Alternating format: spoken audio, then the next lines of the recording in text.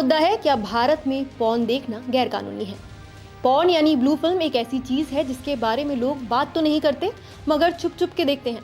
मुझे यकीन है कि आप में से कई लोग कभी ना कभी ऐसे कंटेंट से रूबरू हुए होंगे। किसी ने फोन पर भेजा होगा, किसी ने किसी ग्रुप में शेयर किया होगा, या फिर आप खुद किसी वेबसाइट को खोलते समय सोच में पड़ गए होंगे कि जो कर रहे हैं वो सही है या गलत। कई बार मन में डर और कंफ्यूजन भी आता है, कहीं ये गैरकानूनी तो नहीं। तो चलिए आज हम इस कंफ्यूजन को दूर करते हैं और आपके हर सवाल का जवाब ढूंढने की कोशिश करते हैं। सबसे पहले तो आपको ये जान लेना चाहिए कि भारत दुनिया में पॉर्न देखने के मामले में तीसरे नंबर पर आता है। साल 2024 के एक सर्वे के मुताबिक दुनिया भर में जितना भी पॉर्न ट्रैफिक होता है उसमें लगभग 7% सिर्फ भारत से आता है। पहले नंबर पर अमेरिका है जहां से करीब 18% ट्रैफिक आता है और दूसरे नंबर पर जापान है जिसका हिस्सा करीब 10% है। एक और सर्वे बताता है कि भारत के 63% शहरी युवा पॉर्न देखते हैं और इनमें से ज्यादातर लोग करीब 74% मोबाइल फोन के जरिए इसे एक्सेस करते हैं। यही वजह है कि भारत में पॉर्न देखने की आदत बहुत आम हो चुकी है और मोबाइल इसका सबसे बड़ा माध्यम है। 2018 की पॉर्न हब रिपोर्ट के अनुसार भारत में पॉर्न हब उपयोगकर्ताओं में 70% पुरुष और 30% महिलाएं हैं। यानी हर 2 पुरुष अगर पॉर्न देखते हैं तो एक महिला भी इसे देखती है। यह आंकड़ा हमें ये बताता है कि जबकि पुरुषों की संख्या अधिक है, फिर भी पॉर्न उपभोग में महिलाओं की भागीदारी महत्वपूर्ण, करीब 1/3 है। जिस देश में इतने सारे लोग पॉर्न देखते हैं, क्या वहाँ कानून इसकी इजाजत देता है? इसका सीधा जवाब है कि भारत में पोर्नोग्राफी यानी अश्लील वीडियो, फोटो या कंटेंट किसी भी रूप में अवैध है, चाहे वो प्रिंट मैगजीन में हो, टीवी या इलेक्ट्रॉनिक मीडिया पर हो, या फिर डिजिटल प्लेटफॉर्म जैसे OTT, वेबसाइट या सोशल मीडिया पर पॉर्न कंटेंट को होस्ट करना, दिखाना, अपलोड करना, मॉडिफाई करना, शेयर करना या स्टोर करना, सब कुछ गैरकानूनी है।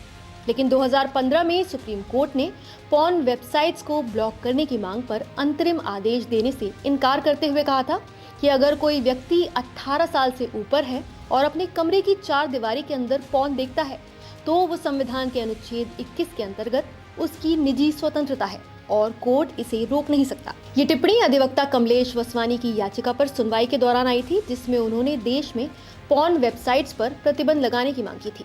कोर्ट ने तत्काल राहत देने से मना किया था, लेकिन माना कि मुद्दा गंभीर है और केंद्र सरकार को कदम उठाने चाहिए। सरकार ने तब बताया था कि देश में लगभग 4 करोड़ पॉर्न वेबसाइट्स हैं, जिनके सर्वर ज्यादातर विदेश में हैं और तकनीकी रूप से इन्हें ट्रैक कर बंद करना मुश्किल है।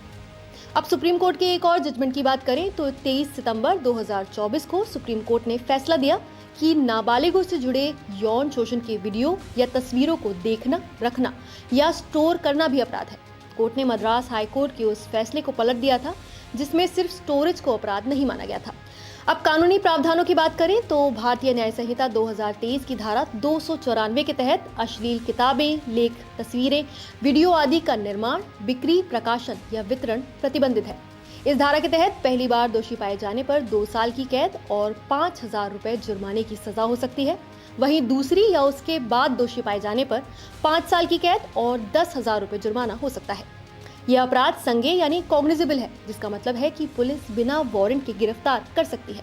साथ ही यह अपराध जमानती यानी बेलेबल भी है, मतलब आरोपी को जमानत मिल सकती है और इसे किसी भी मजिस्ट्रेट द्वारा सुना जा सकता है। इसके अलावा इंफॉर्मेशन टेक्नोलॉजी एक्ट की धारा 67B के अंतर्गत बच्चों से जुड़ी पोर्नोग्राफी यानी चाइल्ड पोर्नोग्राफी पूरी तरह से प्रतिबंधित है और इसे बनाना, शेयर करना या देखना भी गंभीर अपराध है। पॉक्सो एक्ट में भी चाइल्ड पोर्नोग्राफी के लिए सख्त सजा है और इसके अनुसार बच्चों को पॉर्न दिखाना या उनसे पॉर्न बनवाना दोनों ही अपराध है, जिसके लिए 5 से 7 साल की सजा और जुर्माने का प्रावधान है। इसके साथ ही हाल ही में सुप्रीम कोर्ट ने OTT प्लेटफॉर्म्स पर अश्लील कंटेंट दिखाने के मुद्दे पर भी गंभीर चिंता जताई थी। कोर्ट ने कहा कि OTT प्लेटफॉर्म्स पर नियमों की कमी के कारण कुछ ऐप्स जैसे कि उल्लू और ऑल्ट बालाजी पर नग्नता, अश्लीलता और यहाँ तक कि पॉर्न सामग्री भी दिखाई जा रही है। इसलिए OTT को रेगुलेट करना जरूरी है। 22 अगस्त 2023 को केंद्र सरकार ने आश्वासन दिया था कि सोशल मीडिया और OTT प्लेटफॉर्म्स पर अश्लील और अनैतिक सामग्री को रोकने के लिए कड़े नियम बनाए जाएंगे। इसके बाद 14 मार्च 2024 को सूचना और प्रसारण मंत्रालय ने 18 OTT ऐप्स को गूगल प्ले स्टोर से प्रतिबंधित कर दिया। उनके सभी सोशल मीडिया अकाउंट्स को सस्पेंड कर दिया और 19 स्ट्रीमिंग वेबसाइट्स को ब्लॉक कर दिया। तो ध्यान रहे कि कानून केवल कंटेंट बनाने और बांटने पर ही नहीं बल्कि कई मामलों में इसे देखने पर भी कार्रवाई कर सकता है, खासकर अगर वो कंटेंट अवैध सोर्स से आया हो या फिर उसमें नाबालिग शामिल हो।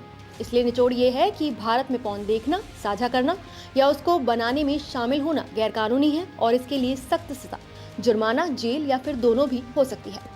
तो कानून का पालन करें, क्योंकि